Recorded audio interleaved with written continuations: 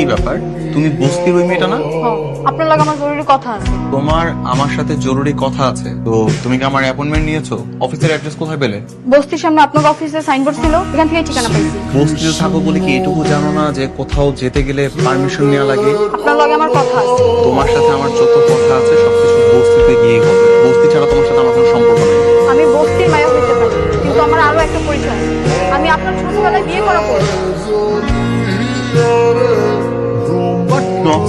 কোথায় দাঁড়ায় কি বলছো সেটা কি তুমি জানো? আমি সত্যি কইতাছি, ছোটবেলায় আপনার লাগে আমার বিয়ে হয়েছিল। আচ্ছা মা, তোমরা কি ছোটবেলায় আমাকে কখনো কারোর সাথে বিয়ে দিয়েছিলে?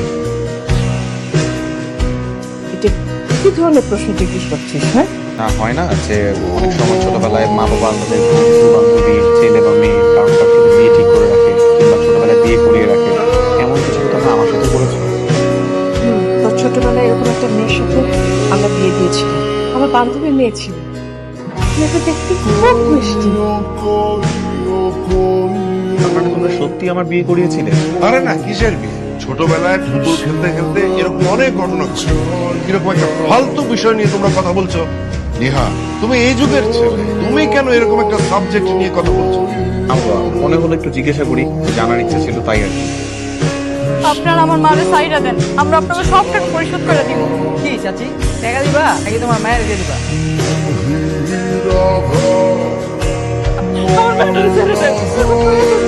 আপনার ওনাকে এরকম বেঁধে রেখেছেন কেন? আর এতগুলো মানুষের সামনে একটা মানুষের উপর বাধা, আপনারা কি তামাশা দেখছেন এখানে? ওনার কাছ থেকে টাকা পাই, টাকা দিতে পারতেছে না তাই বেঁধে রাখছি। টাকা না পাওয়া একজন মানুষকে এরকম ভাবে বেঁধে রেখেছেন? আপনারা কি মানুষটা জানোয়ার? হিরো ভদ্র হবে, ঠিক আছে? গালি কিন্তু আমরাও দিতে পারি। কত টাকা পান ওনার কাছে? 30,000 টাকা। ওনারা তো বলছিলাম টাকা দিতে না পারলে ওনার মেয়েকে দিতে, বিদ্যালয়ে ভিত্তি করলে ভালো টাকা পাওয়া যাবে। মানে 50,000 টাকা, নিজের টাকাটা বুঝে নিবি আর বাকিটা রেখে দিবি। যা এখান থেকে। এই যে মুস্তাফিজ, একটু খারাপ না? আপনার মাল্লা কথা কইছিলেন, আমার বিয়ের কথা জিজ্ঞাসিলেন? হ্যাঁ করেছি। কি কইলো আপনার মা? নিশ্চয়ই এতদিন পর আমার কথা শুনে খুশি হয়েছে, তাই না? আমার মা তোমাকে চেনেই না।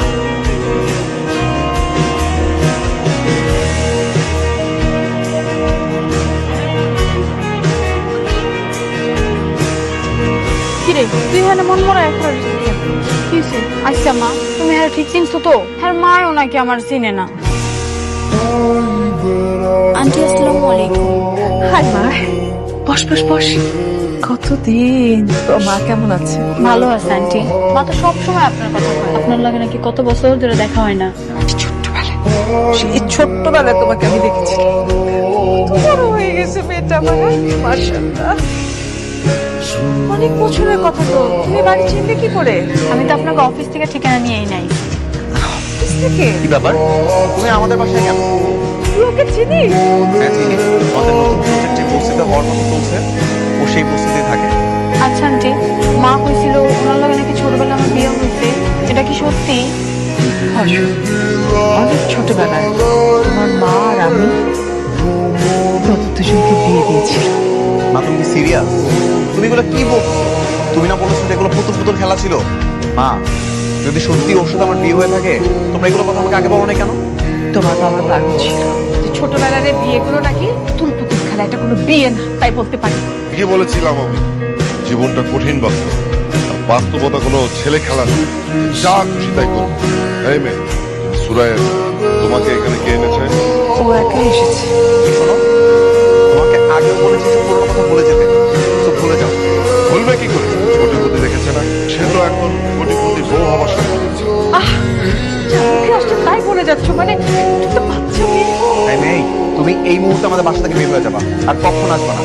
যাও বেরো। তোমার মা এই বিয়ার প্রস্তাবটা দিছিল, রাইসারে খুব ভালোবাসতো। তোমার আব্বাই যদি লটারিতে 50 লাখ টাকা জিততে বড় লোক না হয়ে যেত, তাহলে হয়তো এখনো আমরা এই বস্তিতে পাশাপাশি ঘরেই থাকি। আমি সরি আন্টি, ইভেন আমার মা বাবা আমাকে কখনো এগুলো নিয়ে কিছু বলেনি। ছবিটা দেখে চেনা চেনা লাগছে, কিন্তু কে এটা? সোবান চৌধুরীর মেয়ে, বিদেশ থেকে লেখাপড়া শেষ করে দেশে ফিরেছে। ওর সঙ্গে তোমার বিয়ে আমি ফাইনাল করছি। হুট করে মানে আমি ছেলের মা, আমি কিছুই জানলাম না, মানে তুমি আমাকে বলারও প্রয়োজন বোধ করলো? আরে এখন তো বললাম। বাবা, আমি তো এই মুহূর্তে বিয়ে করার জন্য প্রস্তুত না, আমি আরো কটা দিন সময় চাই। শোনো, ওই বস্তির মেয়েটা যেভাবে তোমার পিছু নিয়েছে তাতে করে আমি আর রিস্ক নিতে চাই না। আমি যদি তোমার কোথাও বিয়ে ফাইনাল তোমার আপত্তি আছে? এই আংটিটা দিয়া নেহালের মায়ের তখন তোরা দোয়া করছিল। এই আন্টিটার আমার কাছে কি করবো? এখন আন্টিটা ফিরে দেওয়ানোর দরকার। এই অসময়ে তুমি এখানে? ভয় পাইয়েন না, আমি কোনো দাবি নিয়ে আহিনি। মা কইল ছোটবেলায় নাকি আন্টিরা আপনার মা মার দিছিল। যেহেতু সম্পর্কটাই থাকবে না, এটা আমি রেখে কি করবো? এটা আপনার কাছে রেখে দিন। লাগবে না, এটা তোমার কাছে রেখে দাও। আমি যেহেতু এই আংটির ব্যাপারে কোনো কিছু জানতাম না, তো এটা তোমার কাছে থাকলে আমার কোনো ক্ষতি নেই, রেখে দাও। আমি এটা রাখতে চাই না। যেহেতু সম্পর্কটাই থাকতেছে না, এটার সিটে আমি কেন বয়ে বেড়াবো? ভালো থাকবেন।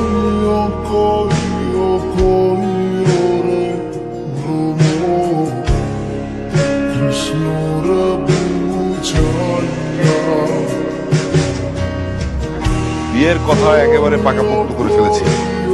সেটা তো কার দেখে বুঝতে পারছি, কিন্তু একটা জিনিস বুঝতে পারছি না যে বিয়ের মতো এত গুরুত্বপূর্ণ একটা কাজ তুমি তো হুটহাট সিদ্ধান্ত নিলে, কারণটা কি?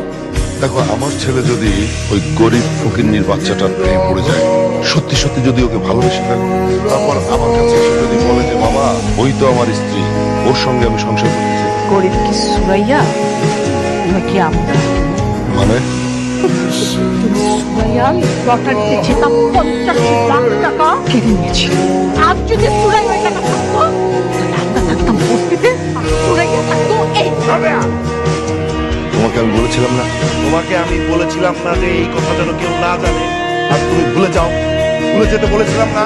রাবেয়া, এই কথা যদি আমার ছেলের কানে যায়, যদি সে শোনে, আমি কিন্তু তোমার খুব খারাপ করে দেব। রাবেয়া, আমি যেটা বলেছি সেটা।